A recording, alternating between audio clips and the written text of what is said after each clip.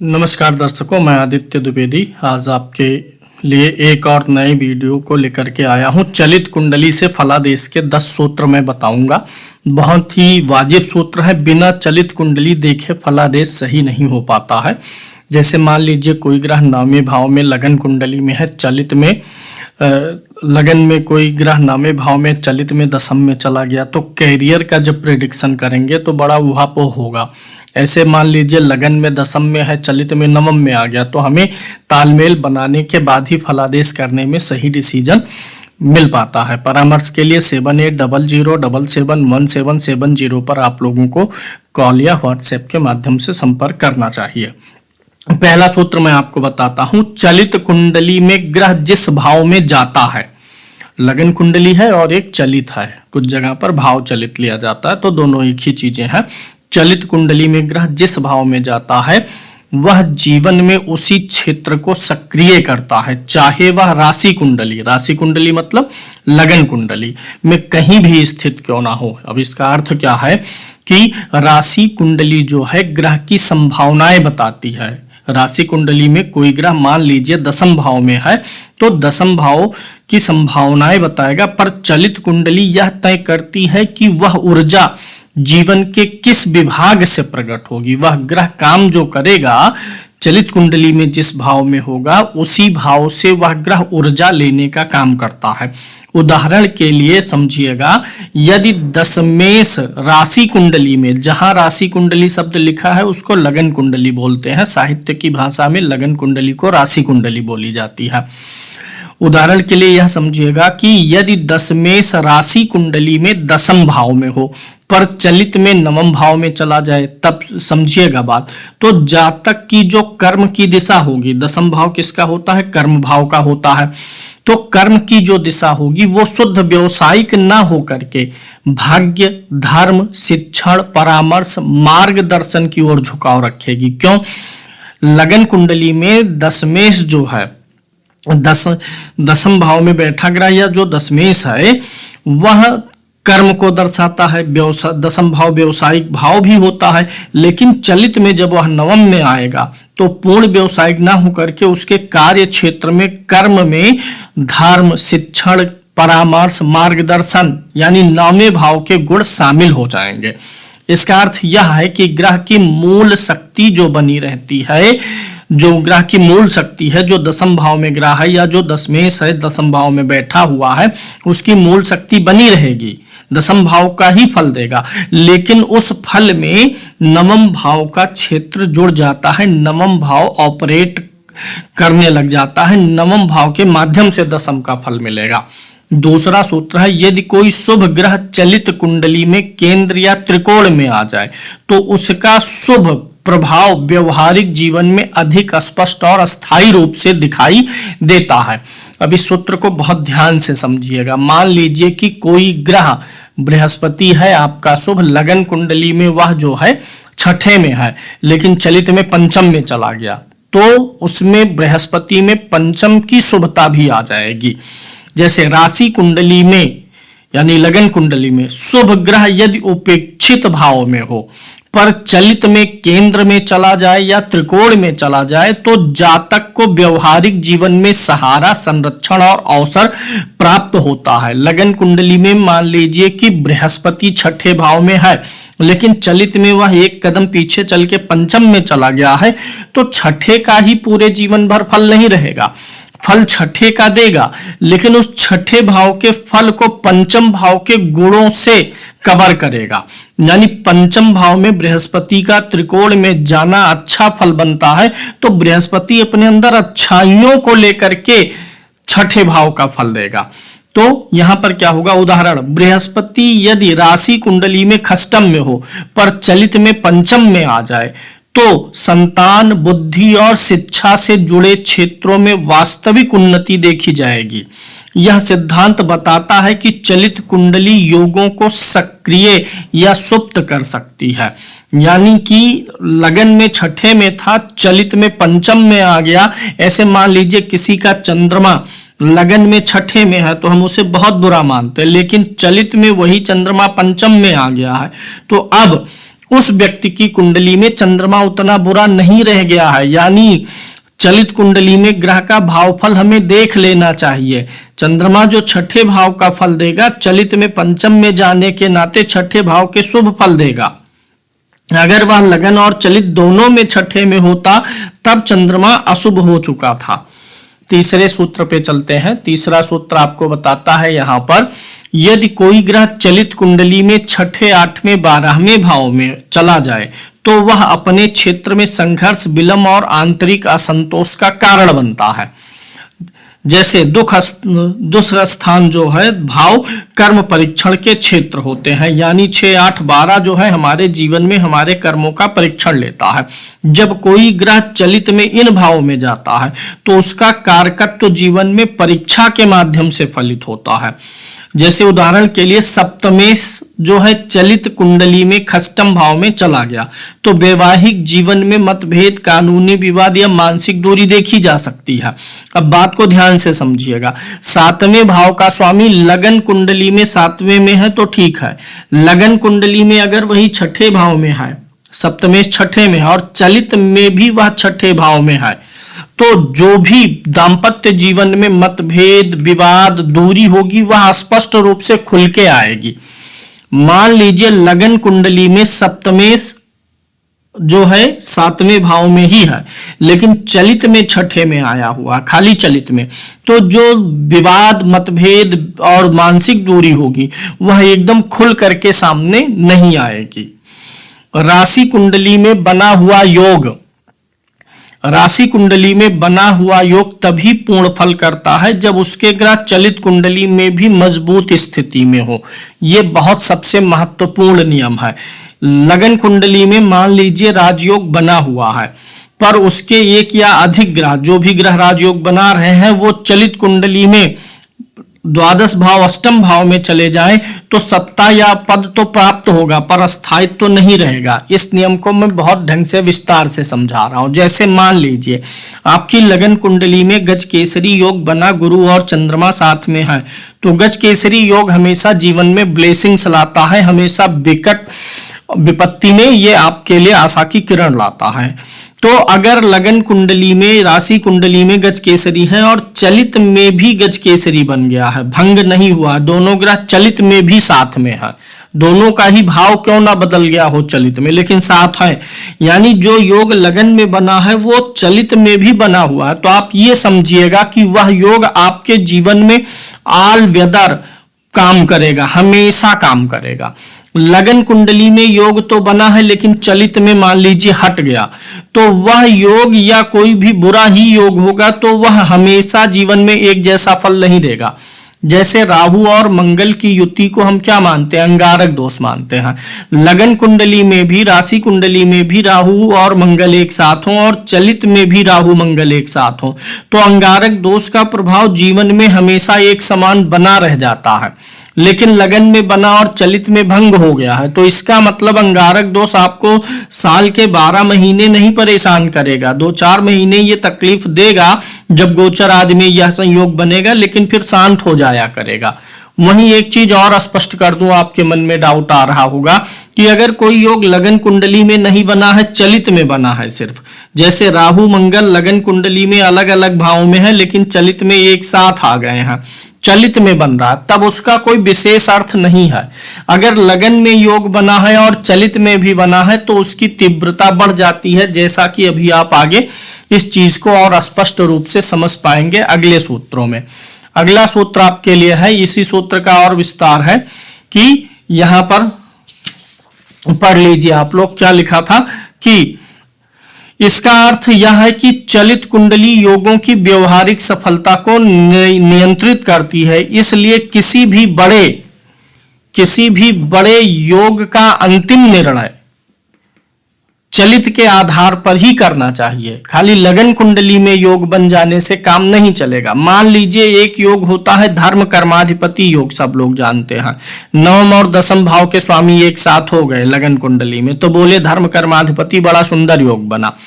क्या धर्म कर्माधिपति योग आपके जीवन में हमेशा ऑल टाइम वर्किंग रहेगा कि नहीं, ये बताएगी चलित कुंडली। चलित में भी अगर वही नवम और दसम भाव के स्वामी एक साथ युति में है तो वह हमेशा काम करेगा, हमेशा आपको जीवन में हमेशा वो सपोर्ट देने के लिए काम करता रहेगा। अर्थात जो भी योग या दुर्योग लगन कुंडली में है वह चलित कुंडली में भंग ना हुआ हो तो उसकी तीव्रता जीवन में बनी रहती है, अन्यथा वह तीव्रता बनाए नहीं रख पाता है, कभी रिजल्ट देगा कभी रिजल्ट नहीं देगा। इसीलिए अगर लगन कुंडली में आपके धन योग राजयोग बना है और वो चलित में भंग नहीं हुआ है तो फिर आपकी सत्ता कभी डगमगाएगी नहीं। लगन में बना है चलित में भंग हुआ है तो कभी आप बहुत अच्छा परफॉर्म करेंगे, फिर बीच में सुस्त चलेगा आपका धन योग राजयोग। अगला सूत्र यहाँ पे क्या कह रहा है कि महादशा का फल ग्रह की चलित भाव स्थिति के अनुसार अधिक सटीक रूप से प्रकट होता है। जब आप अपने किसी भी ग्रह की महादशा देखिएगा, जैसे आपको लगा कि आपका बृहस्पति नवम भाव में है, 9th हाउस में है, सूर्य 9th हाउस में है, मंगल लगन में है, 1st हाउस में है, आपको लग रहा है कि ग्रह अच्छा है, लेकिन वही मंगल जो लगन में बैठा हुआ है अपनी राशि में, मान लीजिए मेष राशि का लगन में बैठा, लेकिन चलित में वह 12वें भाव में शिफ्ट हुआ है, तो अब इस मंगल की महादशा को आप एकदम अच्छा नहीं प्रिडिक्ट कर सकते। जो ग्रह लगन कुंडली में अच्छे भाव में है वह चलित में भी अपने अच्छे भाव को बना के रखा है, अच्छे भाव में है, तो उस महादशा में परेशानियां कम आएंगी, अच्छाइयां ज्यादा आएंगी। मान लीजिए मंगल लगन कुंडली में मेष राशि में अपनी राशि का होके बैठ गया पहले घर में, लेकिन चलित में वह 12वें में गया है। अब खाली लगन देखेंगे तो आपको दिखेगा कि रोचक योग बना है, लगन में बैठा, लेकिन चलित में वह व्यय के भाव में बैठा, तो इस मंगल की दशा में व्यय भी आपके सामने आएगा। अब इस योग को स्पष्ट करते हैं। जब किसी ग्रह की महादशा चलती है तो वह ग्रह जिस भाव में चलित में स्थित होता है उसी क्षेत्र में घटनाएं उत्पन्न करता है। मोस्ट जो इवेंट्स है वो चलित कुंडली में बैठे हुए भाव से उत्पन्न होंगी घटनाएं। उदाहरण के लिए यदि शुक्र राशि कुंडली में द्वितीय भाव में है पर चलित में तृतीय भाव में चला गया तो उसकी दशा में धन से अधिक संचार, मीडिया, लेखन या भाई बहन से जुड़े हुए विषय सक्रिय होंगे। यानी चलित कुंडली में जिस भाव में जा रहा उस भाव से संबंधित विषय अधिक सक्रिय होते हुए आपको नजर आएंगे। अतः दशा विश्लेषण में चलित का उपयोग तो अनिवार्य ही है, दो जगह अनिवार्य है, एक तो दशा में, दूसरा अगर कुंडली में कोई योग दुर्योग बन रहे हैं तो उसके निर्धारण में चलित का उपयोग बहुत ही आवश्यक हो जाता है। अगले सूत्र पे अगर हम चलें, सूत्र नंबर 6 पर, यदि लग्नेश चलित कुंडली में केंद्र या त्रिकोण से हटकर अष्टम या द्वादश में चला जाए तो जातक बाहरी सफलता के बावजूद भीतर से असंतोष का अनुभव करता। लग्नेश आपका जो है, मान लीजिए लगन कुंडली में पंचम भाव में है या नवम भाव में है या लगन में ही है, परंतु चलित कुंडली में जो पंचम भाव का लग्नेश है चलित में छठे में चला गया, नवम भाव में है अगर वह अष्टम में चला गया, लगन में ही लग्नेश है परंतु चलित में 12वें में चला गया। यानी लग्नेश का संबंध लगन कुंडली में त्रिकोण से हो परंतु चलित में वो 6, 8, 12 में जाता है तो वह क्या करेगा, जातक को बाहरी सफलता, सांसारिक सफलता मिलेगी लेकिन उन सफलताओं से व्यक्ति सुकून का अनुभव नहीं कर पाता है। लग्नेश आत्मबल और जीवन दिशा का सूचक है। उसका चलित में दुख स्थान में जाना दर्शाता है कि व्यक्ति को आत्मसंतोष देर से प्राप्त होगा। यह स्थिति बाहरी उपलब्धियों को नकारती नहीं परंतु आंतरिक संतुलन को प्रभावित करती है। ऐसे जातक प्रायः आध्यात्मिक या एकांत प्रिय प्रवृत्ति की ओर झुक जाते हैं। ऐसे आप किसी भी भाव के लिए देख सकते हैं। द्वितीय भाव का स्वामी आपका मान लीजिए त्रिकोण स्थान पंचम में है, आपको लग रहा है कि धनेश पंचम में है, बहुत अच्छा है, परंतु चलित में वह छठे में चला गया है तो धन पंचम में है, धन आता हुआ तो दिखेगा लेकिन उससे आप संतुष्ट नहीं हो पाएंगे क्योंकि धन आएगा तो ज्यादातर पैसा आपका छठे भाव रोग में चला जाएगा, ऋण में चला जाएगा, शत्रुओं में चला जाएगा। तो धन तो आ रहा है लेकिन चूंकि चलित में छठे में धनेश चला गया है तो छठा भाव एक्टिव होकर के उस धन को सोख ले रहा, खींच ले रहा है। अगले सूत्र पर चलते हैं। चलित कुंडली में ग्रह यदि भाव संधि पर स्थित हो तो उसका फल मिश्रित और परिवर्तनशील होता है। जब कोई ग्रह दो भावों की सीमा के निकट हो तो वह दोनों क्षेत्रों में प्रभाव देता है। उदाहरण लेते हैं, चंद्रमा यदि चतुर्थ पंचम भाव की संधि पर हो तो जातक को घर परिवार और संतान दोनों से जुड़े अनुभव एक दूसरे से प्रभावित करेंगे। ऐसे ग्रह जीवन में दोहरी जिम्मेदारी और मिश्रित अनुभव देने लग जाते हैं। यानी कि अगर चंद्रमा चौथे में है, पांचवें में चलित में चला गया है, भाव संधि में अगर कोई ग्रह है, दोनों चीजों के लिए नियम, तो मतलब ये मिश्रित जिम्मेदारी देगा। या फिर चलित के लिए ही अगर हम बात करें, किसी भी भाव पे सूत्र लगा सकते हैं कि आपका चंद्रमा चौथे और पांचवें भाव में है तो चंद्रमा की दशा में चौथे भाव से जुड़ी हुई जिम्मेदारियां और पांचवें भाव से जुड़ी हुई दोनों जिम्मेदारियां आ जाएंगी आपके ऊपर। आपका जो दसम भाव में बैठा हुआ ग्रह है वह चलित में नवम में चला गया तो उसकी दशा में दसम और नवम दोनों भाव की जिम्मेदारियां आपके जीवन में आती हुई दिखाई देंगी। अगले सूत्र पर अगर हम चलें तो गोचर का प्रभाव चलित कुंडली के भावों पर अधिक सटीक रूप से देखा जाना चाहिए। अगर आप गोचर देख रहे हैं ग्रहों का तो आपको ये लगन कुंडली के बजाय चलित कुंडली के किस भाव में पड़ रहा है उस पर अधिक सक्रियता आएगी। जब कोई गोचर ग्रह किसी चलित भाव पर आता है तो वह उसी क्षेत्र में घटनाओं को सक्रिय करता है। जैसे यदि गोचर शनि चलित दसम भाव पर आ जाए तो कैरियर में जिम्मेदारी, दबाव या पद परिवर्तन संभव है, चाहे राशि कुंडली में वह भाव भिन्न स्थिति में हो। इसलिए गोचर विश्लेषण में चलित अत्यंत महत्वपूर्ण हो जाता है। इसको मैं और आसान तरीके से समझाता हूं। जैसे आपकी कुंडली है, ठीक, हम कुंडली में देखते हैं आपकी कुंडली में बृहस्पति मान लीजिए दसम भाव में बैठा है, कुंडली में बैठा है दसम भाव में। जब गोचर में बृहस्पति दसम भाव में आता है तो हम क्या मानते हैं कि कुंडली में भी दसम भाव में है और अब गोचर में भी दसम भाव में आ गया है तो दसम भाव को बहुत ज्यादा सक्रिय करेगा। लेकिन आप इस विधि से देखने के बजाय यह देखिएगा कि चलित कुंडली में बृहस्पति किस भाव में है। मान लीजिए चलित में बृहस्पति बदला नहीं तब तो ठीक है, लेकिन या एकादश में या नवम में चला गया अगले पिछले भाव में, तो आपको क्या देखना है, उस बृहस्पति को चलित कुंडली के अनुसार टैली करिएगा। लगन कुंडली में दसम भाव में है परंतु चलित में नौवें घर में आ गया है तो बृहस्पति अत्यधिक सक्रिय फल तभी देगा जब वह चलित कुंडली में नवम में है। तो जब नवम भाव में ही गोचर करेगा तभी अधिक सक्रिय रूप से आपको फल प्रदान कर देगा। चलित कुंडली ग्रह के वास्तविक कर्म क्षेत्र को दर्शाता है जबकि राशि कुंडली उसकी मनोवैज्ञानिक प्रवृत्ति को दर्शाता है।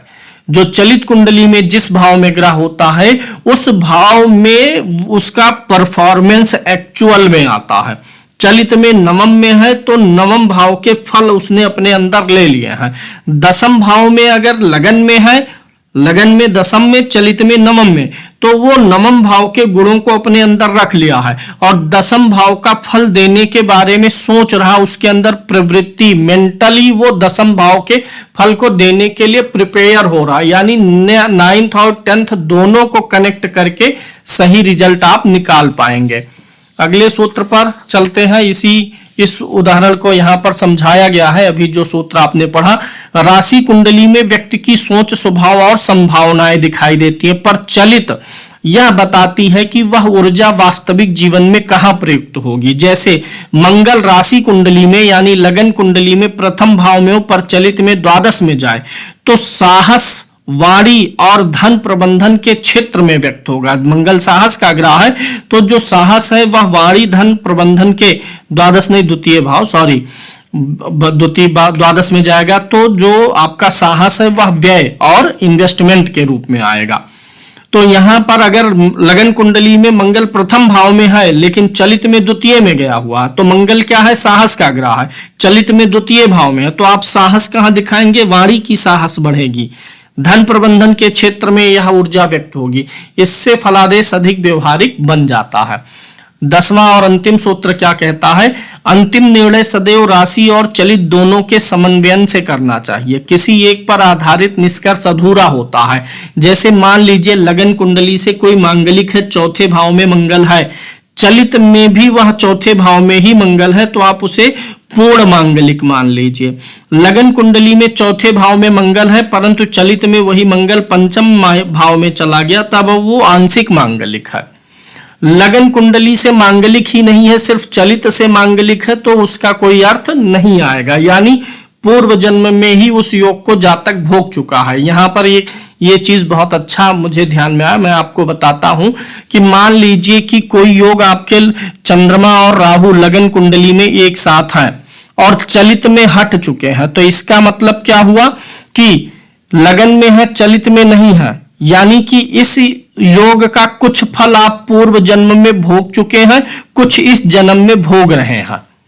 लगन और चलित दोनों में राहु चंद्रमा एक साथ है, नहीं हटे हैं, तो अब समझ लीजिए कि इस दोष का जो भोग होना है इसी जन्म में उसका सबसे ज्यादा पीक पॉइंट है।